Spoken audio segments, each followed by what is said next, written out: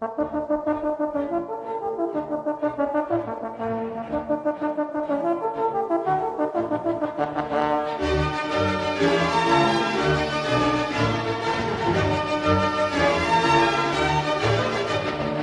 everyone, it's your host Sam, back with another Shades of Jade weekly rundown.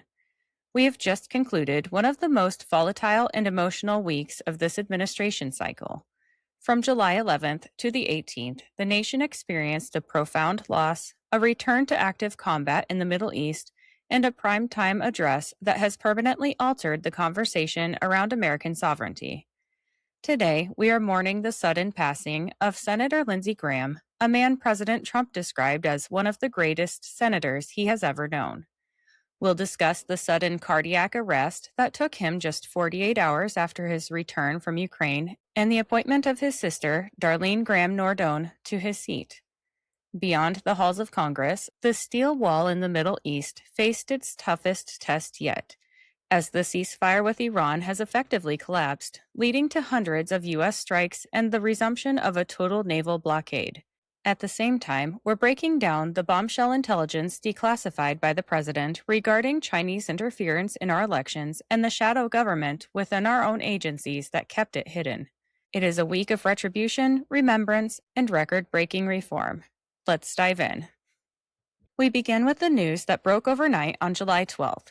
Senator Lindsey Graham died at the age of 71 following a sudden cardiac arrest at his home, with the D.C. medical examiner confirming the cause of death as aortic dissection due to arteriosclerotic cardiovascular disease.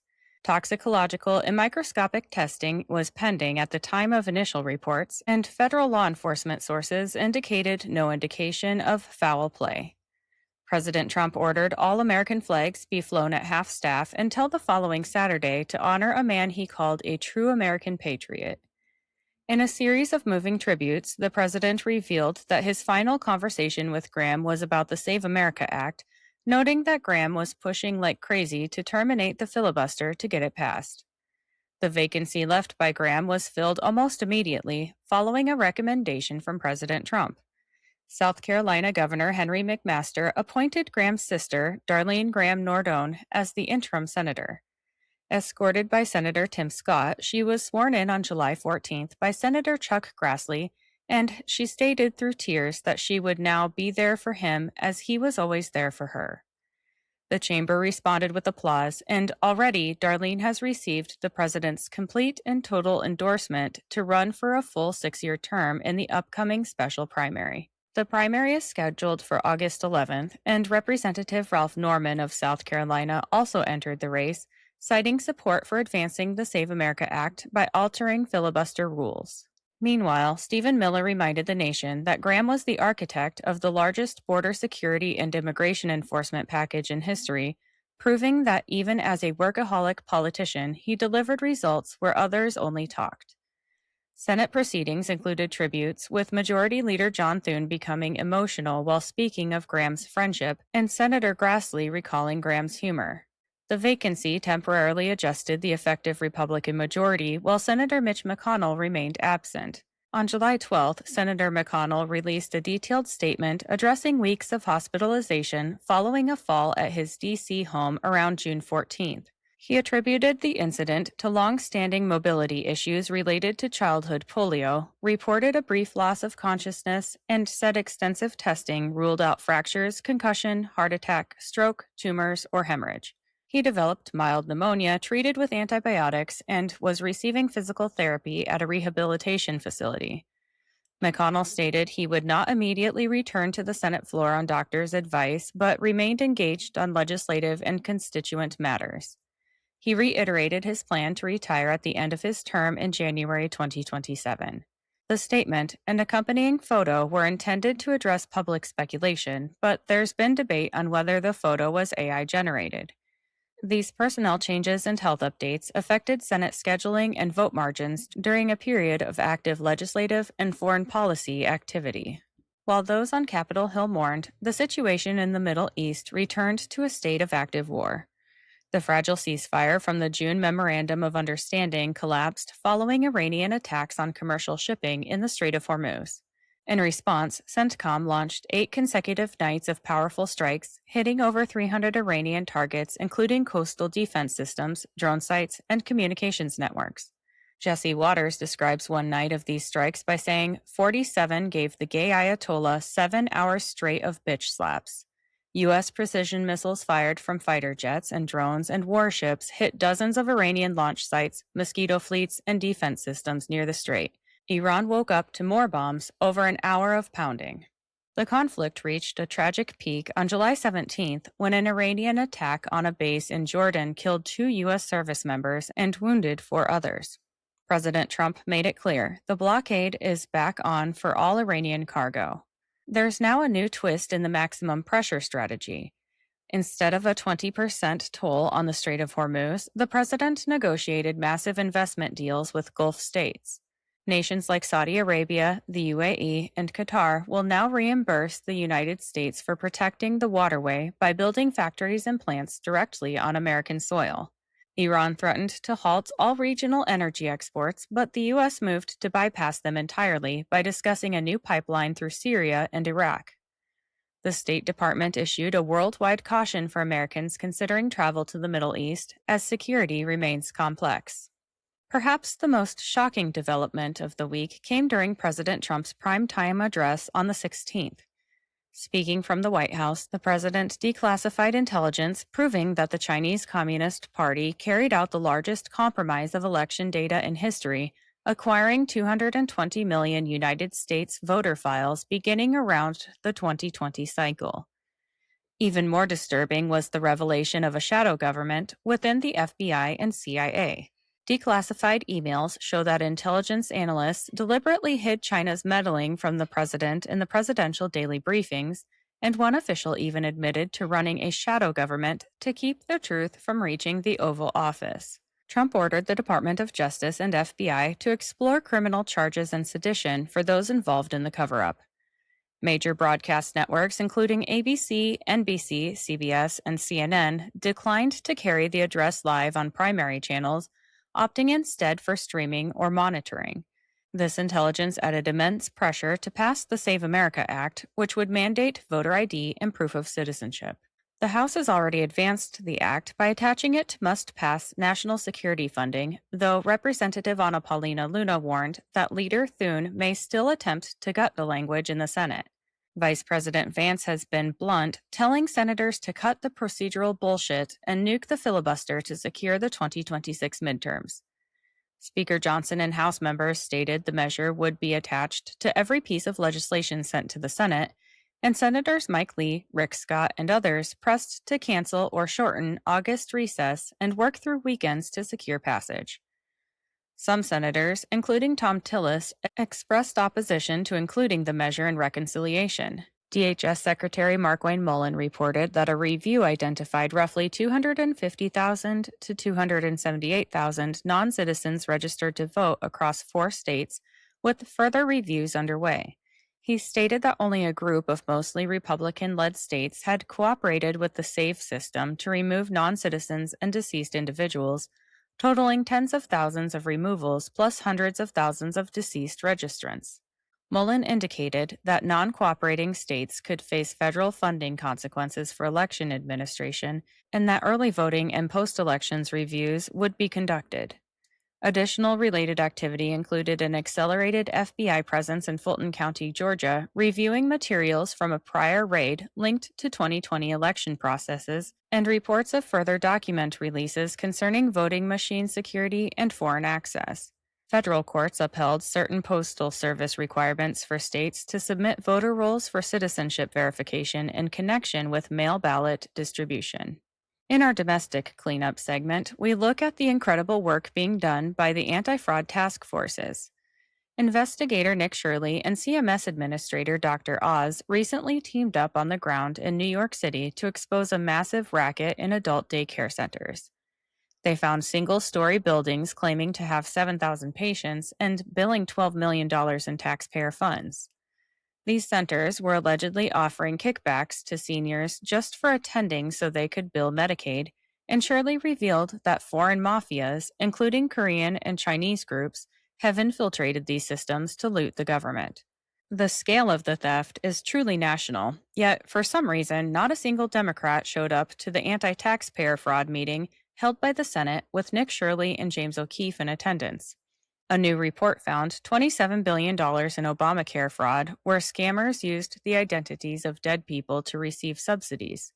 In California, officials are panicking after a report found that up to 81% of 11,000 sexual abuse claims against the county may be fraudulent, potentially saving $4 billion in settlements if they are thrown out. From the $250 million Feeding Our Future scandal in Minnesota to a Dominican national caught stealing $1,000 a day in unemployment relief, the war on fraud is delivering consequences. Let's end the first half of this episode with immigration-related news. Senators Jim Banks and Eric Schmidt filed legislation to abolish birthright citizenship for children of illegal aliens following the Supreme Court ruling, and President Trump announced a plan to replace illegal alien semi-truck drivers with American veterans by granting new CDLs. ICE announced that in one operation across one day, 238 illegal aliens were arrested, with their crimes including sexual battery, attempted kidnapping, and more, and Minnesota Governor Tim Walz was caught complaining that Marco Rubio stepped in to deport the illegal alien child rapist Walz had pardoned. Walz implied the community is not any safer now that the child rapist has been deported. Walz is a retard. Speaking of retards, a man tried ramming an ICE agent to death in Maine. ICE shot the man in self-defense, and the dummy died as a result. Of course, in response to this, idiot leftists stormed the streets of Maine and tried to break into Senator Susan Collins' office because apparently we're all supposed to be okay with people running over and murdering federal agents. Senator Collins asked Secretary Mullen to halt illegal immigration enforcement vehicle stops until agents get increased training on these kinds of stops, but Border Czar Tom Homan said ICE agents already get extensive vehicle stop training. President Trump overturned this measure, telling ICE to resume vehicle stops as long as the agent is wearing a body camera. 3 million total illegal aliens have left America since President Trump took office, combining voluntary and forcible removals by DHS and ICE, and the Treasury Department is moving to debank illegal aliens, making it difficult to stay in America. Last for this topic, President Trump's team activated the Alien Terrorist Removal Court, which was formed in 1996 to review applications for the removal of alien terrorists. Now it's time for the noteworthy tidbits, which are brought to you today by Old Glory. Let me tell you about them quick. Are you looking for a gift for a music lover, or maybe some apparel to show off your quirky side? Old Glory has you covered. With over 300,000 officially licensed items covering music, sports, entertainment, and pop culture, you're guaranteed to find the perfect item. They even have seasonal gear. My husband enjoys the Led Zeppelin and Beatles apparel, and I love the Billy Idol apparel. I even found some items for my fellow plant enthusiasts. This family-owned superstore is known for their quality and customer service, offers free standard shipping on all orders, and orders are shipped the same day you purchase. My discount code gives you 15% off your entire order, and it's currently the best deal available. Just visit oldglory.com and enter in my promo code JADE, that's JADE, at checkout. All right, let's get back to the tidbits. President Trump, flanked by Senator Mike Lee, signed an executive order to give millions of acres back to the people in Utah. The Department of Justice busted a threat to kill Donald Trump Jr., and the suspect faces years in prison. Treasury Secretary Scott Bessent revealed the currency he's printing for America 250 will have President Trump's signature on it. Trump's name and image will also appear on certain coins. Secretary of State Marco Rubio designated several Cuban regime-linked entities for sanctions and secured the release of a political prisoner, and defense officials examined options regarding Cuba, though no operation was announced. President Trump endorsed Mike Lindell for governor of Minnesota and Jenny Costa Honeycutt to replace Representative Nancy Mace in South Carolina's 1st Congressional District. The Senate confirmed federal judicial nominee Arthur Jones to be U.S. District Judge for the Southern District of Texas and Jeffrey Kuntz to the Southern District of Florida. The U.S. House passed the Protecting Privacy in Purchases Act, which protects Americans' firearm purchases from being tracked by credit card companies through merchant codes. Senator Chuck Grassley released DOJ records showing special counsel Jack Smith's team had reviewed the contents of text messages from 44 members of Congress, including Grassley himself, despite Smith's sworn testimony that his team had not requested such content. U.S. wholesale inflation dropped 0.3% in June. The U.S. House passed legislation to abolish seasonal time changes, making daylight savings time permanent. The bill now goes to the Senate. U.S. Attorney Jay Clayton issued subpoenas to find out who leaked national security information to the New York Times regarding Air Force One while President Trump was overseas. The U.S. House rejected Representative Thomas Massey's amendment to abolish billions in aid to Israel. President Trump announced a $10 billion defense industrial investment in Pennsylvania expected to create more than 4,000 new jobs and an additional $100 billion commitment from Taiwan semiconductor maker TSMC, bringing its total Arizona investment to $265 billion. Republicans started preparing for the new CR funding early to avoid another government shutdown, as Democrats have already threatened to shut down the government again for various reasons. Former Democrat representative and current congressional candidate Cori Bush is under investigation by the Missouri Attorney General for allegedly funneling charity donations from a tornado nonprofit to political spending. President Trump placed his speech teleprompter operator on leave without pay while they're being investigated for allegedly making $90,000 on call sheet by betting on Trump's speeches. Florida U.S. congressional candidate William Upham was arrested and charged for threatening to kill President Trump, according to Duval County jail records. A 10-time convicted felon released on Illinois Democrats' no-cash bail law broke into Governor J.B. Pritzker's yard. The U.S. Senate confirmed 100% of President Trump's nominees to the U.S. International Trade Commission. A U.S. appeals court overturned a lower ruling allowing the Pentagon to block news reporters from freely roaming the halls of the Pentagon, which would jeopardize national security information. Secretaries Rubio and Bessent addressed rising far-left extremism in statements and international meetings involving dozens of countries.